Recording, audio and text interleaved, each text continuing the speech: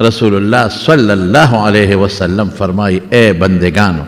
اے زما امتیانو که تاسو د رمضان د میاشتې د برکتونو د رحمتونو نه خبر شوئ نو ارمان به وکئ چې خدایه د کال 12 میاشتې موږ له رمضان کا ارمان به وکئ چې خدایه د کال 12 میاشتې د رمضان روجې وې او ما نیولې وې او ما په الله خوشحاله کړی دا رونو د برکتونو میاشته ده د رحمتونو میاشته دا میاشت د عبادت میاشته ده د الله د رضا میاشته الله خوشحاله کې الله راضي کې زما قسم په خدای چې الله په مونږ کومې مهربانۍ دي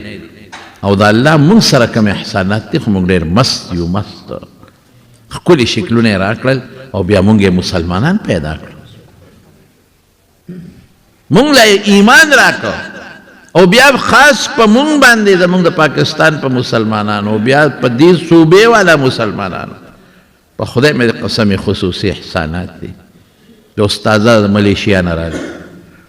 پرون بیګاره ورسېده هلته لاړو وګرځېدو ډېر ښکلي جوماتونه دي عالمان دي پکې خو زه درته حقیقت خبره کوم چې د هغې د جوماتونو امامان زما د دې مسلمانانو عوامو برابر هم نه دي په علم کې هېڅ نه خواران نه دي خبر بس مخکې د خپل منځونه کوي مدرسې شته سکولونو کالجونو کې اسلامیات ورته ښیي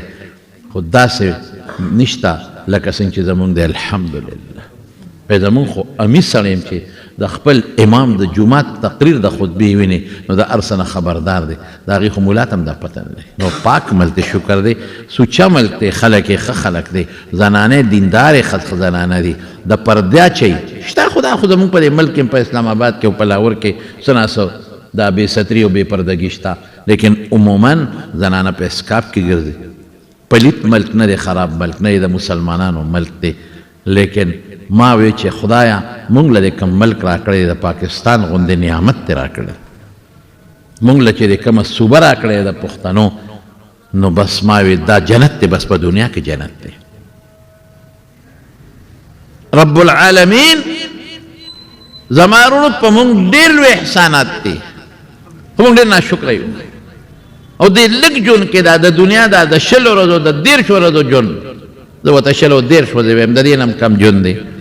دې ژوند کې مونږ الله راضي نه که مونږ مستي وکړه مونږ د خدای نه یریږو نه